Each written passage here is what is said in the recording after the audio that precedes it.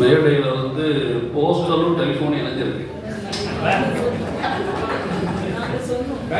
சொல்லிட்டீங்களா? அதாவது ரொம்ப சந்தோஷமான மனநிலையோடு தான் நான் இருக்கிறேன். நான் எந்த அளவுக்கு சந்தோஷமா இருக்கேன்னா, நான் தமிழ்ச்செல்வனை தமிழ்னு கூப்பிட்ற வழக்கம் இல்லாமல் தமிழை பாராட்டுறதுக்கு நான் திருச்சியிலிருந்து செம்மொழி எக்ஸ்பிரஸில் வந்திருக்கேன்னா நீங்கள் தெரிஞ்சுக்கங்க நான் எவ்வளவு மனமகிழ்ச்சியோட இருக்கிறேன்.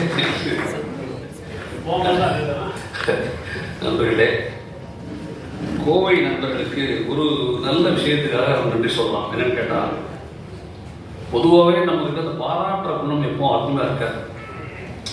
2 வார்த்தை பாராட்டிட்டு அடுத்த உடனே சொல்லுவாங்க ஆனாலும் தோழர் அப்படிமா. 2 வார்த்தை தான் சொல்லியிருப்பாங்க. அவன் மனசு ஒத்துக்காது. ஐயோ இப்படி வெறும் பாராட்டிட்டோம்னா தகாது, நாடு தாங்காதுன்ட்டு உடனே ஒரு விமர்சனம் தொடர் அப்படின்னு ஆரம்பிச்சிடுறது நம்மளுடைய ஆதிகால தலைகால மாளிகை மாதிரி ஒரு பழக்கம். இப்போ நான் அதிலிருந்து கொஞ்சம் விடுதலையாகி நிஜமாவே தமிழ்ச்செல்வனை நியாயமான முறையில் பாராட்டுவதற்காகவே நான் கோவை தோழர்களுக்கு என்னுடைய நெஞ்சார்ந்த நன்றியை சொல்றேன். நீங்க நியாயமான முறையில் பாராட்டுறது அப்படின்னு என்ன தெரியுமா? ஒரு பாராட்டுன்னு ஒருத்தனை 24 வயசுலயும் பாராட்டே கூடாது. ஏதோ காரியம் பண்ண போறாங்கன்னு அர்த்தம், வேற ஒன்றும் இல்லை. 94 வயசுலயும் பாராட்டக்கூடாது. பாராட்டுறவருக்கே காதல் கொடுக்காம அவரே பொதுவாக செஞ்சுக்கிட்டு யாரும் சொல்றாங்கன்னே தெரியாம இருந்துக்கிட்டு அவரே பக்கத்தில் யாருக்கு பேசுறது அப்படின்னு கேட்கிற வயசுல பாராட்டுறதுல அந்த பாராட்டு தகுதியற்ற பாராட்டு. நல்ல கேட்கிற மனநிலையோடு குடும்பத்தோடு உட்கார்ந்து சந்தோஷமா ரசிக்கிற வயசிலேயே தமிழ்ச்செல்வன் இப்படி பாராட்டு நடத்துறீங்கல்ல, அதற்காக கோவை தோழர்களை நான் மீண்டும் ஒரு முறை மனதார பாராட்டுகிறேன். எனக்கு இப்போ தமிழ்ச்செல்வனுடைய ஆப்புணைவுகளும் இயக்கமும் நான் பேசணும். அது 2 ஒன்றும் வேறு வேறு அல்ல. நீங்க அவருடைய ஆப்புணைவுகள் எல்லாமே எனக்கு தெரிந்து இயக்கத்திற்காக எழுதப்பட்டது தான். நீங்க அவரை ஒரு முறை கேட்கிறாங்க, எதுக்காக திருவள்ளுவர் பிரசுரம் எழுதுறீங்க, எதற்காக? லெனின் பற்றி சின்ன பிரசுரம் இருக்கு, நீ படிச்சிருக்கீங்கன்னு நினைக்கிறேன். ரொம்ப அழகான சின்ன பிரசுரம். லெனினை பற்றி யாராவது தெரிஞ்சுக்கணும்னு ஆசைப்பட்டா உறுதியாக நம்பி கையில் கொடுக்கலாம், படி என்று. எனக்கு என்னவோ என்ன தோணும்னா, தமிழ்ச்செல்வன் படைப்புகள்ல அவர் எழுதிய பல சிறு சிறு பிரசுரம் 1947, 1956 போல பல பட்டியல் பெருசா இருக்கும்.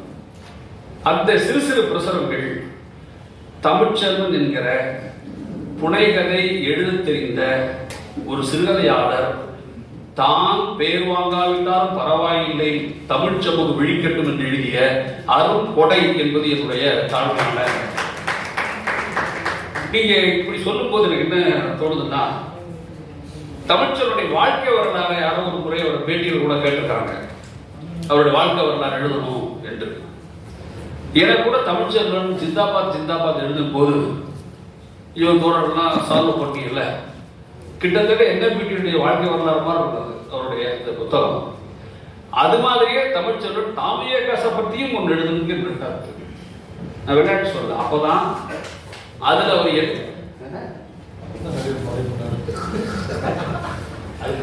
இல்ல, உண்மையாவே என் நோக்கம் அதுதான். ஏன்னா நீங்க ஜிந்தாபாத் ஜிந்தாபாத் தமிழ்ச்செல்வன் எழுதின புத்தகங்கள்ல ஆப்பணிகள்ல ரொம்ப ரொம்ப ரொம்ப முக்கியமான புத்தகம் ஜிந்தாபாத் ஜிந்தாபாத். நீங்க உங்கள பல பேருக்கு தொழிற்சங்கத்திலையும் இயங்கி இலக்கிய பண்பாட்டு அரங்கத்தில் இயங்கின அனுபவம் நிறைய பேர் இருக்கு. இப்ப ஆதவனுக்கு அந்த அனுபவம் இருக்கு, தமிழ்ச்செல்வன் புத்தகமே இருக்கு, எனக்கு அந்த அனுபவம் இருக்கு, பல பேருக்கு இங்க இருக்கும் அந்த அனுபவம். அதாவது ஒரு பக்கம் பண்பாட்டு அரங்கத்தில் இயங்குவாரு, ஒரு தொழிற்சங்கத்தில் இயங்குவார். அப்படி இயங்கும் போது ஏற்பட்ட அனுபவம் தான் ஜிந்தாபாத் ஜிந்தாபாத். எனக்கு என்ன தாமிரேஸ்வரர் தோணுது, நான் சமீப காலங்களாக இப்படி ஒரு மனம் திறந்த ஒரு புத்தகத்தை தமிழ்ச்செல்வன் மட்டும்தான் எழுத முடியும், வேற யாரும் எழுத முடியாது. ஏன்னா தமிழ்ச்செல்வனுக்கு ஒரு மீது ஒரு பார்வை பொதுவாகவே தோழர்கள் இருக்கு. என்னன்னா, தமிழ்ச்செல்வன் யாரையும் நோகடிச்சிட மாட்டாரு, தமிழ்ச்செல்வன் இயல்புலேயே ரொம்ப மென்மையானவர் என்று இருப்பதால் இதுக்குள்ளேயும் வந்து கலை இலக்கியத்துக்குள்ள இந்த பாடின பாட்டியே திருப்பி பாடுறது, நான் விளையாட்டுலாம் சொல்ல, ஒரு தோழர் சொல்றாரு இங்கேருந்து, பாட்டது போதுமியா அப்படிங்கிறாரு. நான் விளையாட்டு சொல்ல, ஒரே பாடகன் 50 பாடல்கள் வந்தாலும் 50 பேர் ஒரே படம் பாடுறது இல்லை.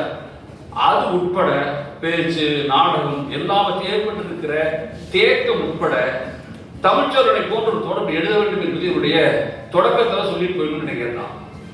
பிறகு எனக்கு நண்பர்களே, எனக்கு என்ன தோணுதுன்னா, நான் தமிழ்ச்சோட நகைச்சுவை இருக்குல்ல, அது அபரிதமான நகைச்சுவை உணர்வு. ஒரு உதாரணத்துக்கு சொல்றேன். ஒரு தொழிற்சங்க வகுப்பு நடத்துறதை பத்தி நடிச்சிருப்பாரு. துரைராஜன் அதுல ஒரு போஸ்டல் எம்ப்ளாயி. ஒரு 30-40 பேர் ஒரு கூட்டி வச்சிருக்கோம். அம்பாசப்தர் நினைக்கிற அந்த ஊர். எனக்கு புத்தகம் கையில் வச்சிருக்கேன். வகுப்பெடுக்க வருவார் 10 மணிக்கு. அவரு புலகாங்கிதப்பட்டுறார், 30 பேர் பிடிச்சி வச்சுட்டாங்களே என்று அவர் பாட்டு 10 மணிக்கு பேச ஆரம்பிச்சு மணி ஓடிக்கிட்டே இருக்கும். புத்தகத்துக்கு ஓடிக்கிட்டே இருக்கும். அவரு லஞ்ச் அவர்லாம் தாண்டி போயிடும். தாண்டி போகவும் அவர் நிறுத்தாம பேசிட்டே இருப்பார். இருக்கிற தோழர்கள்லாம் அப்படியே தெரிச்சு போய் விதியை வந்துட்டு உட்கார்ந்துருப்பாங்க. இவர் எழுதுறாரு, சாமிக்கு அர்ச்சனை சீட் கொடுக்குறப்ப நாங்கள் ஒரு துண்டு சீட் கொடுத்துட்டே இருந்தோம், நிறுத்துங்கன்னு.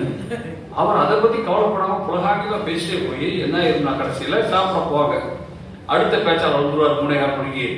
அவர் பேசுறது கேட்டு அதில் இவருடைய சக நண்பர் தோழர் தொர்ராஜுக்கு 2 நாள் ஆபீஸ் வர மாட்டார், 4 நாளா வர மாட்டார். வீட்டுக்கு ஆள் வச்சு கேட்டா அவர் டெய்லி திருநெல்வேலிக்கு போயிருக்காரு பையன்.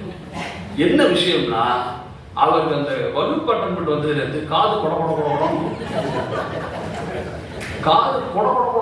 மட்டும் இல்லாம ஒரே இறைச்சலா இருக்கும். இதெல்லாம் கிளைமேக்ஸ் இல்லை. கடைசியில அவர் என்ன சொல்லுவார், நான் ஒரு ENT ஸ்பெஷலிஸ்ட போயிட்டு இருக்கிறேன், காதல் மருந்து ஊத்துறாங்க என்று சொல்ற வரைக்கும் கூட அது தமிழ்ச்சேர்ந்து இல்லை. அதுக்கப்புறம் என்ன சொல்லுவார்னா, இப்படி வகுப்பு நடத்தின பிறகு நாங்களும் வகுப்பு நடத்துறது விடல, அவரும் தொழிற்சங்கத்துக்கு போகல. ஆனா ஒன்னேவும் கூட சொன்னாரு, இனிமேல் அந்த வகுப்புக்கு மட்டும் கூப்பிடாதீங்க, இது முக்கியம் இல்லை, எனக்கு உடம்பு சரியில்லாம போயிருந்தாரு. அதாவது ஒருத்த வகுப்பு அட்டன் பண்ண முடியாம அறிவு சரியில்லாம போறதுனால புரிஞ்சுக்க முடியுது. உடம்பு சரியில்லாத அளவுக்கு வகுப்பு நடத்திருந்தா அந்த வகுப்பு எப்படி யோசிச்சு பாருங்க. எனக்கு இந்த மாதிரி எழுதுறது இல்லை, அது ஒரு அசாத்தியமான விஷயமா மனசுல படும். எனக்கு அவருடைய வாழ்க்கை வரலாறு அப்படின்னா ரொம்ப எளிமையா சொல்லலாம். அவருடைய வாழ்க்கை வரலாறுல ஜிந்தாபாத் பிளஸ் இருளுமொழியும் சில பேட்டிகள் சேர்ந்தால் அதுதான் தமிழ்ச்சேருடைய வாழ்க்கை வரலாறு. நீங்க தமிழ்ச்சேருடைய ஏர்லி போர்ஷன் இருக்குல்ல, அது ஒரு அசாத்திய படிப்பு நிறைய பேசியாச்சு. அதையே நானும் பேசிட்டு இருக்க வேண்டாம். அவருடைய அசாத்திய படிப்பு பற்றிலாம் நீங்க நிறைய சொல்லியிருக்கிறீங்க. நான் இயக்கம் பற்றி சொல்லி முடிக்கணும், என்னுடைய தலைப்பு. அவர் அசாத்தியமான வாசிப்பு என்பது மட்டுமல்ல, ஏதோ சில பேர் பேசுறதை கேட்டா தமிழ்ச்சேருடைய புனைவுகள் ரொம்ப பயங்கரமான முக்கியம். ஆப்புனைவுகள்லாம் கொஞ்சம் அப்படிங்கிற மாதிரி சொல்லி காதல் வந்துச்சு. எனக்கு பேசும்போது எனக்கு ரொம்ப தோணுச்சு, எலெக்ஷன் ரிசல்ட் வந்துச்சுல்ல, சில பேர் 400 விட 40% ஆகி பாருங்க. அது மாதிரி ஆயிடக்கூடாது. தமிழ்ச்சேரன் படைப்புல 52ல 48 ஆப்புனைவு தான். ஆப்புனைவு தான் எனக்கு என்ன தோணுதுன்னா, அவருடைய புனைவுகள்ல அசாத்தியமான படைப்பு பத்தோடு எழுதப்பட்டது ஆப்புனைவுகள். ஒரு சிறந்த படைப்பு மனம் இல்லைன்னா அப்படி ஒரு ஆப்புனைவுகள் எழுதவே முடியாது. இன்னொன்று நான் முன்னாடி சொல்றது போலவே அது ஒரு வகையான தியாகம் என்று நீங்கள் புரிந்து கொள்ளலாம் நண்பர்களே. அதுல இந்த இருளுமொழிங்கிற அவருடைய அந்த அறிவியல் இயக்கம் சார்ந்த அந்த அறிவொளி இயக்கம் சார்ந்ததுல தமிழ்ச்சோருடைய கருத்து அவருடைய கருத்தை சொல்லியிருந்தேன்.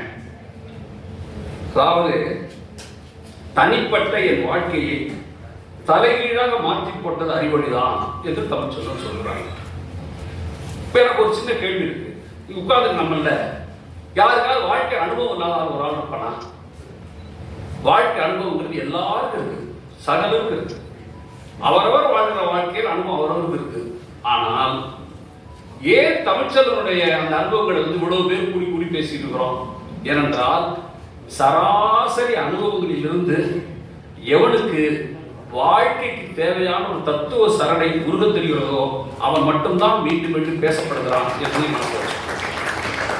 அறிவுடைய எப்போ ஒரு அனுபவத்தை தெரிந்து அறிவுடைய இயக்கம் அதுல வந்து ஒரு உடல் குணமுற்ற ஒரு பெண் பற்றிய ஒரு பகுதி வருது. செண்பகவல்லின்னு நினைக்கிற பேரு.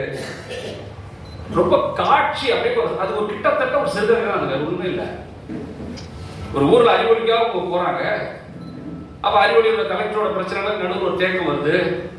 ஆனா சின்ன கிராமத்துல மட்டும் வாசல்ல வந்து 15+3 18 ஒரு பொண்ணு கோலம் போட்டுருக்கா. அறிவொழியை கொடுத்த வெற்றி. ஆனா அவன் ஐயனா கோலம் போட்டிருக்காங்க. அறிவொழி சுடருட்டு அந்த கிராமத்தில் இருக்குது உங்களுக்கு தெரியுது. இவர் கேட்கிறார், யாரப்பா அப்படி ஒரு பொண்ணு அப்படிங்கிறார்.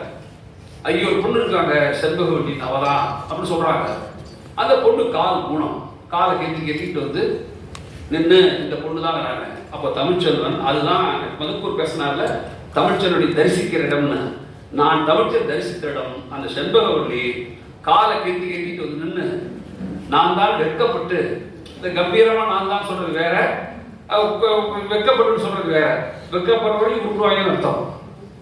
வெட்கப்பட்டு நிற்கும்போது தமிழ்ச்செல்வன் சொல்றாரு, அந்த பெண்ணுடைய கண்ணத்தை அப்படியே கையால் தடவி நீதான் அம்மா என்று சொல்லிவிட்டு அவள் தலையில் ஆசீர்வாதம் பண்ற மாதிரி செய்தவுடன் கூட இந்த 200 பேரும் கரவொலி எழுப்பி அறிவொளி தொண்டர்கள் சந்தோஷப்பட்டாங்க என்று சொல்றாரு. இதில் இன்னொரு அற்புதம் நான் பார்த்து ரசிச்சது, சரி உனக்கு ஏதாவது வேற ஏதாவது பிரச்சனை இருக்காமா என்று கேட்கிறார்.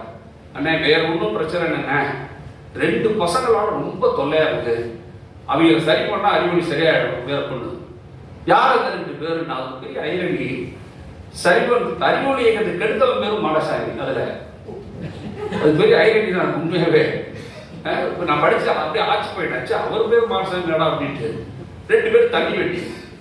அந்த தண்ணி வண்டி 2 பேரும் கடற்கரை மடத்துல என்ன 200 பேரும் புறப்பட்டான். அந்த 2 பேரும் பார்க்க இவருக்கு வந்து கத்துறா இருக்கு, நீ எப்படா உன்னோட ஒரு மேடாகிறா, நீ எல்லாம் 1/2 மணி நேரத்தில் போயிருவீங்க, அந்த பொண்ணு பாவண்டாங்க. ஆனா இப்ப என்ன ஆச்சரியம், அந்த 200 பேருக்கு போய் தண்ணி வண்டி மடத்துல எழுப்பி கொண்டாடுறாங்க. கொண்டாந்த 2 பேர் பேர முடிக்கிறான் என்னன்னு தெரியாமல. என்னமா செஞ்ச 200 பேரும், நான் அந்த வரியை படிக்கிற வரைக்கும் பின்ன போறாங்கன்னு நினைச்சேன். நீங்க காந்தியம் அஹிம்சை என்னென்ன படிச்சிருக்கீங்கல்ல, அந்த 200 பேரும் அந்த 2 தண்ணி வண்டி காலில் சாஸ்தானமா விடுறாங்க. அண்ணே நீ தானே இந்த ஊர்ல அறிவுடைய காப்பாற்றணும் என்று காலை பிடிச்சுக்கிட்டு கலர்னோடனே அந்த 200 பேருக்கு திகைச்சு என்ன நடக்குதுன்னு எங்களுக்கு புரியல. தூக்கி தோல்ல வச்சு ஊரே சந்தோஷப்பட்டு கொண்டாடுறாங்க. எல்லாம் முடிஞ்சு அறிவொளி வெற்றி அடையுது.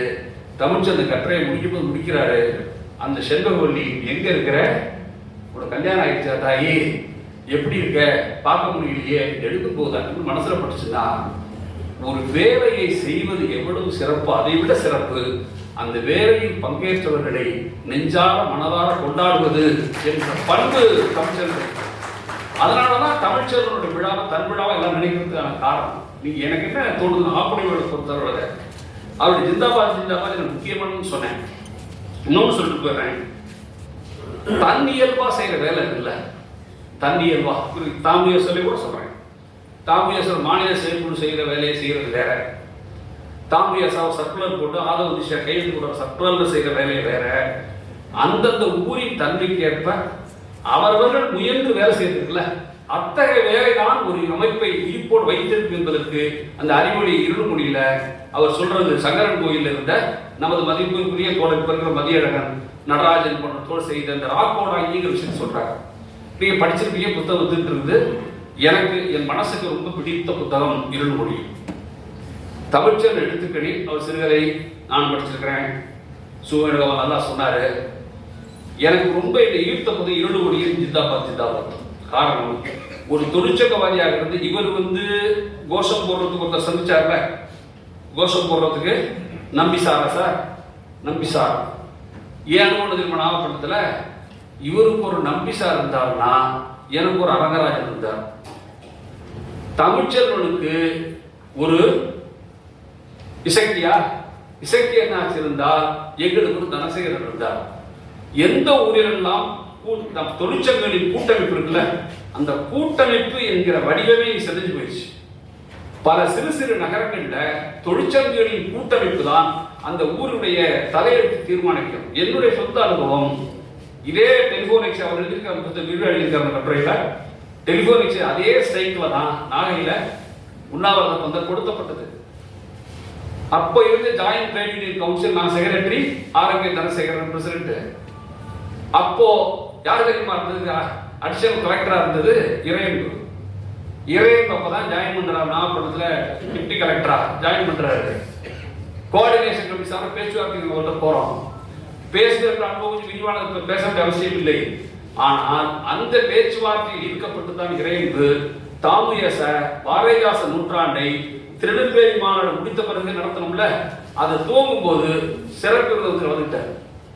கலந்து கொண்டு அன்று ஏற்பட்ட இறையன்புடைய பழக்கப்பொருள் அந்த இறையன்பு பல நேரம் கேட்பார், எங்க பார்த்தாலும் இன்னும் அந்த நாள் இப்பெல்லாம் ஜோல்னா பைய விட்டீங்கப்பா.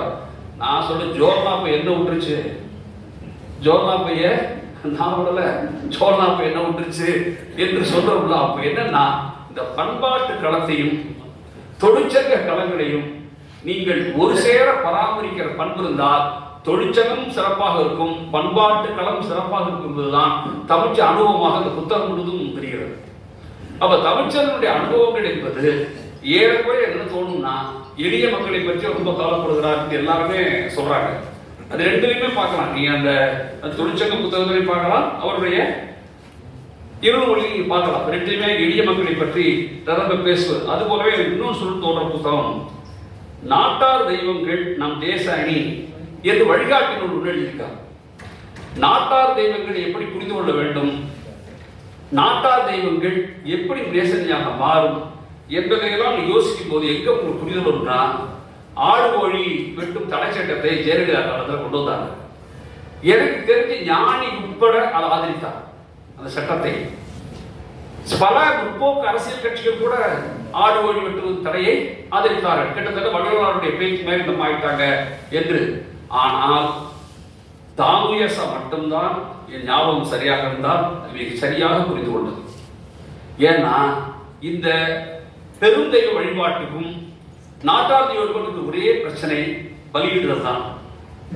பலியிடுறது தடுக்கப்பட்டு விட்டால் அந்த பூசை முறை இந்த கோயிலுக்கு வருவது எளிதாக மாறிவிடும். அதாவது சான்ஸ்கிரைஸ் பண்றதும் பார்ப்பனியப்படுத்துவதற்கும் தடையாக இருப்பது ஒன்றே ஒன்று இந்த பலியிடல் என்றால், இந்த பலியிடலை தடை செய்வதன் மூலம் சிறு தெய்வ வழிபாட்டையும் பார்ப்பனமயப்படுத்துகிற வேலையை ஜெயலலிதா செய்கிறார் என்று சொன்ன சங்கம் தாமுயக்க சதா என்பதை நீங்கள்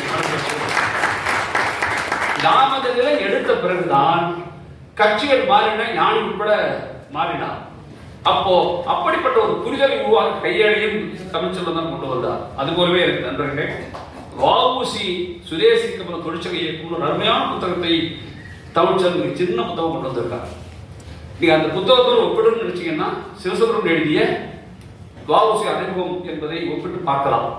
ரெண்டு புத்தகத்தோடு வேறுபாடு இருக்கும். ஆனாலும் கூட தமிழ்ச்செல்வன் உணர்ச்சிகரமான சில பகுதிகளை மிக நேர்த்தியாக ஒரு சின்ன புத்தகத்தில் கொண்டு வந்திருப்பார். உதாரணமாக அந்த தூத்துக்குடியில் அந்த போராட்டம் நீங்க படிச்சதா இருக்கும். போராட்டம் மேலோங்கி வரும்போது ஒரு நாவீரர் தன் பணி செய்வதை மறுத்துவார். எப்படி ஒரு தொழிற்சங்கத்தின் போராட்டம் மக்களை கவிழ்க்கும் என்பதற்கு வஉசியுடைய மிக மிக முக்கியமான போராட்டத்துக்கு உதாரணம் சொல்வார். அதை தாண்டி அந்த புத்தகம் பிடிச்சு கொண்டு இருக்கு. வஉசி கைதாடுவார், நாவீரர் சவரம் பண்ண மறுத்துருவார். அந்த வந்தவாறு சவரம் பண்ணது வேற ஊர்ல போய் சவரம் பண்ண வேண்டிய அவசியம் வந்துடும். தூத்துக்குடியே வஉசி பக்கம் நிற்கும். ஆனால் ஏற்றப்பட்ட ஊதிய உயர்வு என்பது வஉசி சிறைக்கு போய் 10 நாள்ல மறுபடியும் முடக்கப்படும். அந்த வேஜ் ரைஸ்ங்கிறது இல்லாம ஆயிரும். அப்போ எழுதுவாரு, மக்களை கவிப்பிடிக்கிற போராட்டங்கள் தேவை, ஆனால் அதனால் அடைந்த பலன் நிலைக்க வேண்டும் என்றால் ஒரு ஆர்கனைஸ்டு தொழிற்சங்கம் ஒன்று தேவை என்பதை வஉசி வாழ்வு சொல்கிறது என்று தமிழ்ச்சி எழுதுவார். இதுதான் என்ன முக்கியம் எனக்கு மனசுல படும்னா, ஒரு வாழ்க்கையை சொல்வது எவ்வளவு முக்கியமோ அதை விட முக்கியம் அந்த வாழ்க்கையை நம்ம இருக்கிற பாடம் முக்கியம் என்பதை அனுபவத்தின் மூலம் சொன்ன புத்தகம் நான் பார்க்கிறேன். நண்பர்களே, அதை போலவே நான் ரசித்த மற்றொரு புத்தகம், இந்த ஆண்களுக்கான சமையல் குறிப்பீங்களா பேசுறீங்க, சாமிகள் பிறப்பும் இறப்பும் என்பது அற்புதமான புத்தகம். நீங்க தமிழ்ச்சனுடைய இந்த ஜிந்தாபாத் ஜிந்தாபாத்ல பல இடங்கள்ல பண்பாட்டு களத்தில் வேலை செய்யாமல் தொழிற்சங்கங்களால் இனி நிரந்தரமான மாற்றங்களை தர முடியாது என்ற இடம் நோக்கி நகர்வார். அதுல கடைசியில முடிக்கும் போது ஏதோ ஓரஞ்சாரத்தில் நின்றுட்டு சந்தில திருப்பி விட்டு யார் கண்ணிலையும் படாம ஜிந்தாபாத் ஜிந்தாபாத் முழங்குவதன் மூலம் ஒரு மாற்றம் வராது என்று மிக தெளிவாக இந்த நூல் ஒரு சொல்லியிருப்பார்.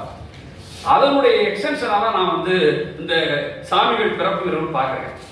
சாமி எப்படி பிறக்கிறான் நீங்க படிச்சுங்க, புத்தகம் வெளியில் இருக்கு.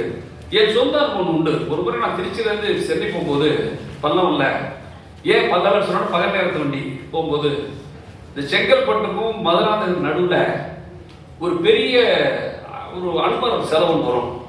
ஒல்லியா உயரமா இருப்பார் அனுமரம் சிலை. நான் உட்காந்துருக்கேன், இதுக்கு ஒரு குடும்பம் உட்காந்துருக்காங்க. ஒரு ஐயா ஒரு அம்மா ஒரு சின்ன குழந்தை உட்காந்துருக்கான். வண்டி அந்த ஐயா அம்மா அதை சாமி சிலையை கிராஸ் பண்ணி அனுமார இந்த குழந்தை பூச்சாண்டி பூச்சாண்டி பூச்சாண்டி பூச்சாண்டிக்கிறான். இந்த குழந்தை பூச்சாண்டிக்கிறான். எனக்கு சிரிப்பா இருக்கு. இந்த அம்மா அவனை கரெக்ட் பண்ணுது, ஏ சாமி ஏ சாமி அப்படிங்கிறது இந்த அம்மா. குழந்தை அவன் பூச்சா, உங்களுக்கு புரியுதுல்ல, உயரமா குரங்கு மூஞ்சியோட மனுஷ உடம்பா இன்னும் பூச்சாண்டி சொல்றதுதானே சார் நியாயம். அவன் எப்போ சொல்றான் பூச்சாண்டி, இந்த அம்மா அவனை கரெக்ட் பண்ணுது சாமி சாமி. அவன் திரும்பி திரும்பி பூச்சாண்டி பூச்சாண்டிக்கிறான். அப்ப அந்த ஐயா சொன்ன வார்த்தை இருக்குல்ல, பெரிய பெரியாருக்கு பேரனா வந்துடுவான் போல அப்படி அப்படின்னு எனக்கு பள்ளியும் ஜென்மம் தோணுச்சு. சாமியை அந்த அம்மா தான் உருவாக்குறா. புரியுதா உங்களுக்கு? இந்த இறக்கும் பிறப்பு யோசிச்சுங்க. சாமியை அவ தான் உருவாக்குறா. ஆனா இயல்புல குழந்தை அது பூச்சாண்டி பூச்சாண்டிக்கிறான். அப்போ யார் சாமியை பிறக்க வைப்பது? இது ஒரு கேள்வி. இரண்டாவது, பொது மனத புத்தியில் சாமியை கொள்பவராக நீங்கள் யாரை சொன்னாலும் அவன் இல்லை நீங்கள் இல்லை, பெரியார் தான் கொன்றதாக அந்த சாமியை சொல்பவனும் சொல்கிறான் என்று புரிதலும் நமக்கு வந்து சேர்கிறது. அப்போ அது போலவே நண்பர்களே, என் சக பயணிகள் நிறைய பேர் காலோட பேசினாங்க. அதை குறிப்பா ஐயா வேலாயுதம் தான் நல்லாவே சொன்னார். எனக்கு ரொம்ப அவர் சக பயணிகள் புத்தகத்துல நான் உடனே புரட்டி படிச்சது தஞ்சை பிரகாஷ். ஏன்னா தஞ்சை பிரகாஷ் வந்து அவருடைய எளிதாக தொடர்பு போக மாட்டாங்க. பல்வேறு காரணம் இருக்கலாம் அதுல. ஆனா உண்மையாகவே தஞ்சை பிரகாஷை பற்றிய தமிழ்ச்செல்வனுடைய பதிவு தான் தமிழ்ச்செல்வன் ஏன் முகாம் கடந்தும் ரசிக்கப்படுகிறார் என்ற புரிதலை எனக்கு தந்தது. தஞ்சை பிரகாஷ் நியாயமாக அறிமுகப்படுத்துகிறார். ஒரு பாலியலை கூட எவ்வளவு நுட்பமாகவும் நியாயமாகவும் விரசமில்லாமலும் சொல்ல முடியும் என்பதற்கு தஞ்சை பிரகாஷை போல ஒருவரை உதாரணம் சொல்ல முடியாது என்று மிக தெளிவாக தமிழ்ச்செல்வன் பேசுகிறார். நீ யாருக்கா வாய்ப்பு இருந்தால் தஞ்சை பிரகாஷ் அரமுண்டார் ஒரு எடுத்து படிச்சு பாருங்க. ஒரு ஓரின சேர்க்கையெல்லாம் இருக்குல்ல, அதை அவ்வளவு கலாபூர்வமாக தஞ்சை பிரகாஷ் எழுதியிருப்பார். அது உமா மகேஸ்வரி நினைக்கிறேன், அதுல வர ஹீரோயின் பேரு. எப்படி அது நடந்ததுன்னு, அது கிட்டத்தட்ட ஒரு கள்ளர் சமூகத்திற்கும் ஒரு பட்டியலின சமூகத்தில் இருக்கிற உறவு, அந்த ஒரு வீட்டுக்குள் இருக்கிற அந்த ஓரின சேர்க்கை, பிறகு மெல்ல கம்யூனிஸ்ட் கட்சி மேல் நோக்கி வரும்பொழுது அது தலித் மக்கள் பக்கத்தில் செல்வாக்கு, அது எப்படி உமாமகேஸ்வரி காப்பாற்றுது என்றெல்லாம் அது விரிவாக பயணப்படுகிற ஒரு அற்புதமான நாவல் கரமுண்டாரோடு பிரகாஷனுடைய நாவல். அது பற்றி தமிழ்ச்செல்வனுடைய அறிமுகம் இருக்குல்ல, அது எனக்கு என்ன படும் என்றால், வேறு ஒரு முகாமில் இருக்கிற தொடர்களுக்கு வேறு ஒரு ஆகிருதியினுடைய செழுமையை சொல்கிற விதம் இருக்குல்ல, அது தமிழ் எழுத்துக்களில் கொண்டாடப்பட வேண்டியது என்று எனக்கு மனதில் படும் நண்பர்களே. அது போலவே அவருடைய வலையில் விழும் வார்த்தைகள் என்பது மிக மிக முக்கியமான ஒரு தொகுப்பது. அதான் அதில் அவர் சொல்றாரு, தெருக்கள் கற்றுத்தந்த முதல் பாடம் என்று ஒன்று இருக்கிறதுங்க. ரொம்ப ரொம்ப ரசித்த பகுதி இது. இவர் சின்ன பையனா இருந்த போது இவர் வந்து நாயை கண்டு பயந்தது, வீட்டுக்காரம்மாலாம் இருக்காங்க, நாயை கண்டு பயந்தது, இவர் நாய் பயத்தை தெரிவித்தது கோணங்கிதான் என்று மிக அழகா சொல்லிட்டு போகும்போது அதோட நாய்க்கர் விட்ட நாய் இவர் வந்து அவ்வளவு தொந்தரவு பண்ணுது. இந்த இந்த ஆழ்புனைவில் இருக்க புனைவு தன்மை நான் சொன்ன தொடக்கத்துல நீங்க அதை ரசிக்கலாம். ஒரு ஆழ்புனைவையே ஒரு புனைவோடு நிகருக்கு கொண்டு போறதுக்குள்ள என்ன செய்வார்னா, இவர் பயந்தோட நாயை கண்டு நான் பயப்படக்கூடாது அப்படின்னு படிச்சிருக்காரு.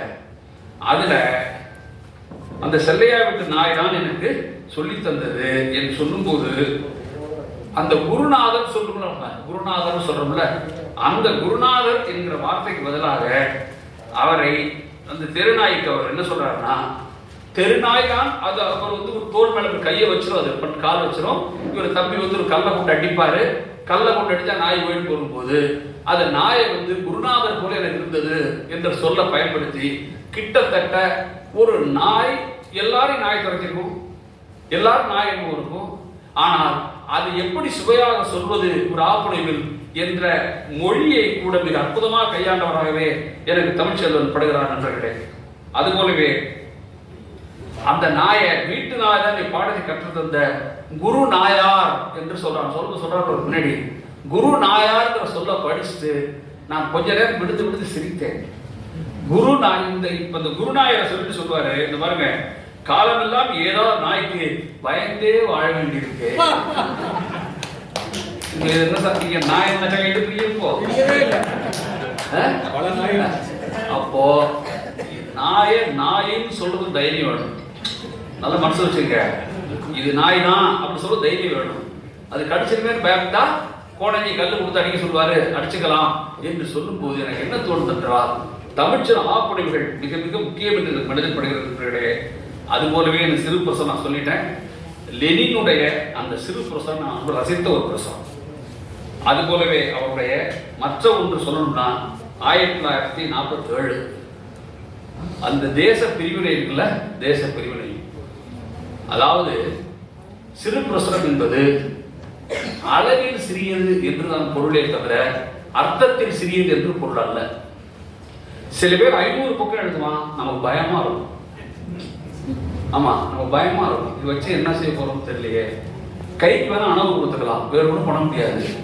ஆனால் சிறு பிரசுரங்களை கூட இந்த 47 நாட்டு பிரிவினையில அந்த ஓலத்தை உணர்ச்சிகரமான மொழி எழுதிய நூல் அது. மதமாக மனிதன் மாறுவதன் பேராபத்தை உணர்த்தும் நூல். கடைசி அத்தியாயத்தில் ஒரு ரயில்வே தொழிலாளி பற்றிய ஒரு ஒன்று வரும். நான் என்னுடைய சமீபமா சொன்னேன், அதை கூட சொல்லியிருக்கேன். அதுல இந்த புத்தகத்தில் 47 கடைசியில் எம் கல்யாண சுந்தரம் என்ற ஒரு தலைவர் ஜவஹர்லால் நேருடைய ரேடியோ அழைப்பு வரும். இந்தியா பாகிஸ்தான் பிரிஞ்சிருச்சு, ஒரே கலவரமா இருக்குது, மக்கள் இடம்பெயர்றான், அங்கேயிருந்து முஸ்லீம் அங்கேயிருந்து இந்துக்கள் வர்றான் போறான். ஆனா ட்ரெயின் ஓட மாட்டேங்குது. வடக்க இருந்து எந்த டிரைவரும் ரயில் ஓட்ட அஞ்சுறாங்க, பயப்படுறாங்க, போகல. அப்ப நேரு ஒரு வேண்டுகோள் விடுறார், யாராவது வந்து ரயில்வே தொழிலாளிகள் இயக்குங்க அப்படிங்கிறார்.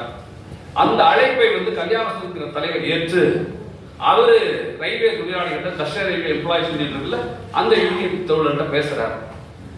இங்கிருந்து தோழர்கள் புறப்பட்டு போய் அந்த பஞ்சாப் பார்டர்ல ரயிலை இயக்குறாங்க. இதெல்லாம் நீங்க படிச்சுங்க. அதுல ஒரு ஆபத்து ஒன்று சூழுது. ஒரு டிரைவர் வந்து தாக்கப்படுறாரு. அப்ப இவர் போய் அந்த பொண்ணை காப்பாத்து, இஸ்லாமிய பொண்ணு போய் காப்பாத்து அப்படிங்கிறாரு. அவரு இந்த இஸ்லாமிய பொண்ணை காப்பாத்துறாரு. இந்த டிரைவர், தமிழ்நாட்டு டிரைவர் காப்பாத்துறாரு. காப்பாற்றும் போது அவருக்கு வந்து நான் ஏதாவது ஒரு செய்தி மேல அந்த மாதிரி கேட்கிறாங்க, நீ எனக்கு ஒண்ணு செய்ய வேணாமா, உன் குழந்தை பெரிய பிள்ளையாயி கல்யாணத்துக்கு போது எனக்கு சொல்லு என்று சொல்றாரு. இது 47 48 நடந்தது. பல வருஷம் கழிச்சு ஒரு கல்யாண பதவி ஒரு வருது தொழிலாளிக்கு. அவரே மறந்துடுறாரு.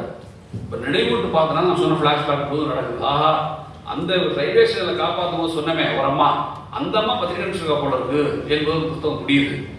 இதுல எனக்கு இருந்த துன்பம் என்னன்னா, எங்கேயோ நடந்த ஒரு வழக்கம் நடந்த ஒரு பிரச்சனையில் தன் தோழர்களை தைரியமாக அனுப்புகிற தொழிற்சங்க வல்லமை உள்ளவராக கல்யாணசுந்தர் இருந்தார் என்பதை மறந்துடாரு ஆபத்து பகுதிக்கு. ஆனால் அந்த தோழர் கல்யாணசுந்தர் பற்றி நான் என் புத்தகத்தில் எழுதும்போது நான் தகவல் சேகரிக்கப்பட்ட கஷ்டம் இல்லை, நாம் எவ்வளவு அநியாயமாக தோழர்களை கொண்டாட தவறியிருக்கிறோம் என்பதற்கு அப்போதுதான் புரிந்தது. எம் கல்யாணசுந்தர் பற்றிய பதிவுக்கு நான் அவ்வளவு சிரமப்பட்டேன் எழுதுவதற்கு. அப்படி தேடி தேடி கடைசியில் அண்ணன் பையனை பிடிச்சு அண்ணன் பையன் கொடுத்த விஷயங்கள் எடுத்து வச்சுக்கிட்டு, அப்புறம் சில பேர் போட்ட சட்டமன்ற உரைகள் எடுத்து வச்சு, இன்றைய வரைக்கும் நகரங்கள்ல குடிசைகளை அப்புறப்படுத்த முடியாமல் தடுக்கிற அர்பன் ஆக்டை கொண்டு வந்தது கல்யாணசுந்தரம். ஆனா அதை பத்தி எந்த ட்ரேஸும் இல்லை. நான் ஏன் கோவை தோழர்களை பாராட்டு தெரியுமா உங்களுக்கு, தமிழ்ச்சொல்ல கொண்டாடுறீங்கன்னு? நிஜமாகவே நம் இடதுசாரிகளிடம் தகவல் பஞ்சம் அவ்வளவு இருக்கிறது. ஆவணப்படுத்துகிற பண்பே நம்மிடம் இல்லை. தோழர் ஜீவானந்தம் வாழ்ந்த காலத்துக்கு தான் பெரியார் வாழ்ந்தார், அண்ணா வாழ்ந்தார். ஆனா பெரியாருக்கு அண்ணாவுக்கும் எவ்வளவு பதிவுகள் இருக்கு யோசிச்சு பாருங்க. ஆனா தோழர் ஜீவாவுக்கு ஒரு குரல் இன்னைக்கு நம்மளால கேட்க முடியுமா? இருக்காது புது தலைமுறைக்கு ஜீவாவோட குரலை கேட்க முடியாது, குரல் பதிவு இல்லை. ஏன்னா நம்மளும் நல்ல பண்பு இருக்கு, எவனையும் பாராட்டிடக்கூடாது. பாராட்டினா மாப்பிள்ள தலை கிருத்து போயிடும். கிருத்து போது என்ன உங்களுக்கு குறைப்ப? உண்மையாகவே கோவை நண்பர்களே, நல்ல வேலை மணி சொன்னார், நாங்கள் தான் அருணனை வந்து முதல்ல கொண்டாடணும்னு. நாங்கள் தான் திருச்சியில் அருணோடு ஒரு நாள் என்ற நிகழ்ச்சி நடத்தணும். இவ்வளவு விரிவாக நடத்தணுமா எனக்கு ஞாபகம் இல்லை.